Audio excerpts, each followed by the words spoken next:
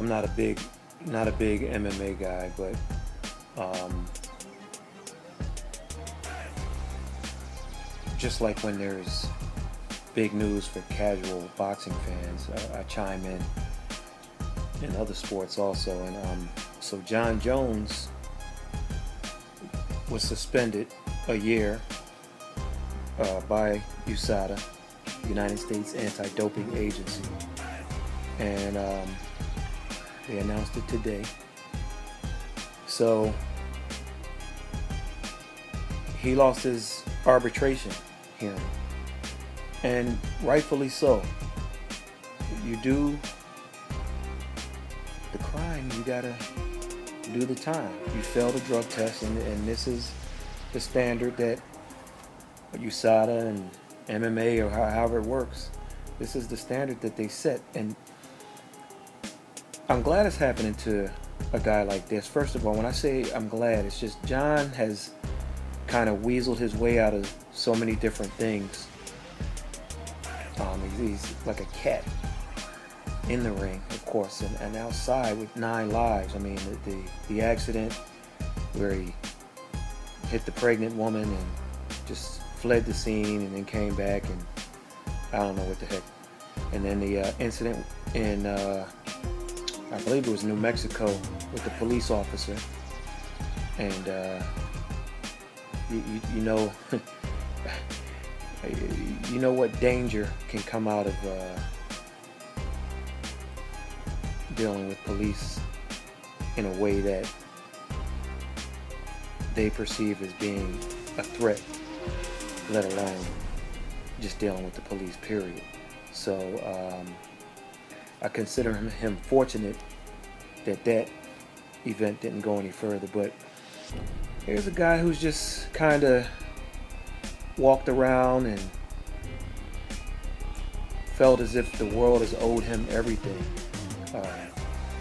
Very arrogant guy, and maybe this will humble him. We definitely want him to get some help for his drug habit, which he has. And I mean, the suspension is something that is necessary now. It's a retroactive date from sometime last July, so in July he'll be able to fight. So he catches a break there, which is another thing that aligns with that sense of entitlement. That, my thing is, it's the equivalent of time served, but he's really not serving any time. He probably would have been off this particular amount of time anyway. So I just, whatever the case is, I mean, it's a calendar, I guess, a calendar year suspension. So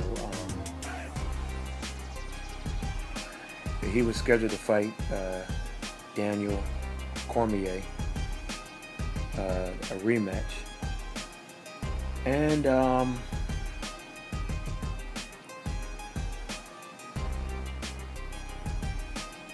they got him. And the thing is, you have one thing you have is cocaine, but he tested positive for this clomiphene and letrozole.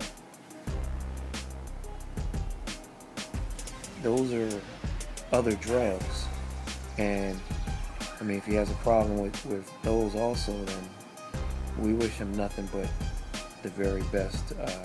There was another incident where he checked into some type of rehab and seemed to be checked out just as fast as he was in. So you hate to see talent go to waste. You hope he gets the help that he needs. It kind of starts on the mental side first. I mean, you have to want to change, and I'm speaking in terms of disposition. I'm speaking in terms of just how you carry yourself. Then we work on the problem with the abuse, because a message is being sent, and I can't say this for boxing, and I won't say any names, but the message is sent that you're not bigger than the sport, which means if you do it again, we're going to pop you again, we're going to bust you again. So hopefully this will be a lesson learned, and we'll see a guy who just stays clean and gets back in the ring and challenges the best guys out there. The UFC made a statement. While the decision indicates no evidence of Jones's intentional use of banned substance, it does highlight the care and diligence that is required by athletes competing in the UFC to ensure that no prohibited substances enter their system. See, everybody wants to be, we're going to cover ourselves by saying this. We're going to cover ourselves on both sides. Well, because this happened, and we're not saying that it happened intentionally, but at the same time, there are rules that need to be followed. You know what I mean? It just covers both sides, and that's the world we live in. So, but people know what it is. I mean, if you want to believe this guy was taking Cialis and all this other stuff, but then we confirmed that Cialis wasn't listed on the WADA's banned substance list, then I mean, then the story changes. Later on, it wasn't Cialis, it was something else, and so on and so forth. So all I can say is,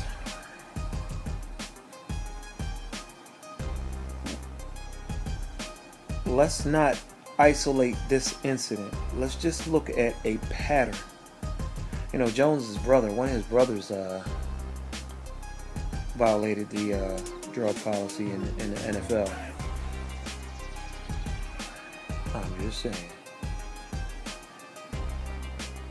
That's the NFL. That's not MMA. That's not UFC. But they are brothers. I'm just saying. So, I don't know. Let me know what you think. When you look at historical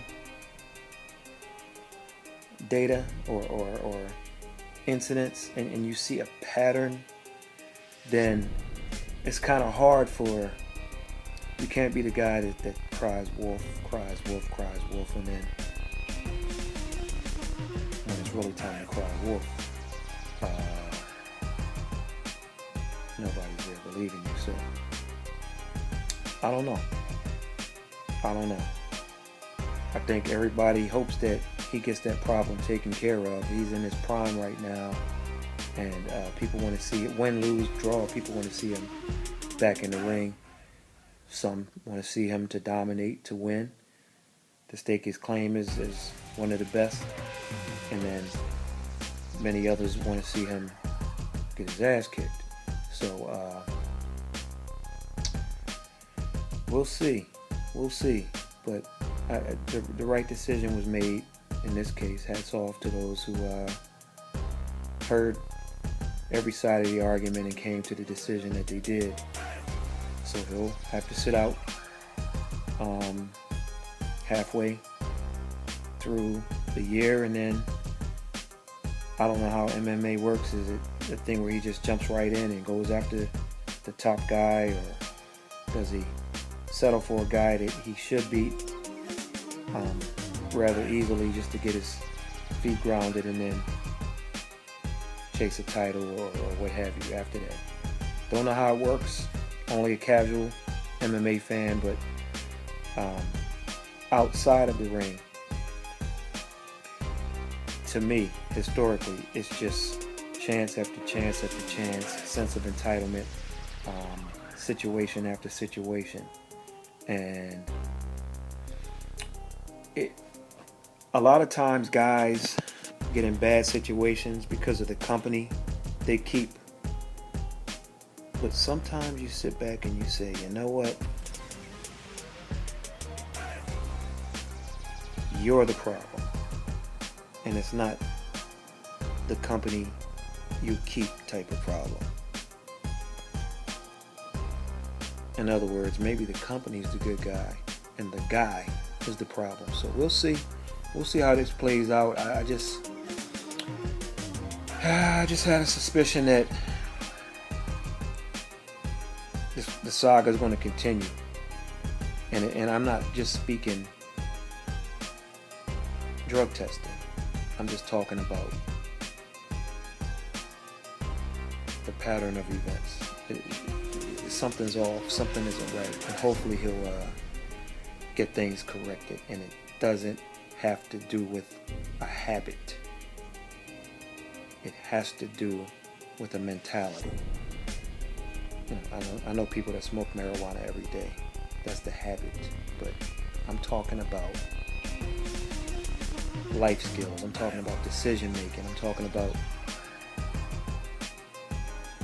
don't walk around this world like you own it, because you don't. So we'll see. Check us out on Twitter at The Fight Journal. Make sure you subscribe to our YouTube page, The Fight Journal. We're going to be giving away money in 2017. We're going to be giving away prizes. And have a couple of contests actually where we be giving away some good stuff. So one of the requirements are that you need to follow us. Please do. And for those who aren't casuals, and even those, if I'm wrong, let me know. Let me know at the bottom in the comment section. Also check us out at thefightjournal.com and type your email in, and everything we do will come directly to your email. You won't have to come to our site each day. Catch you on the next one.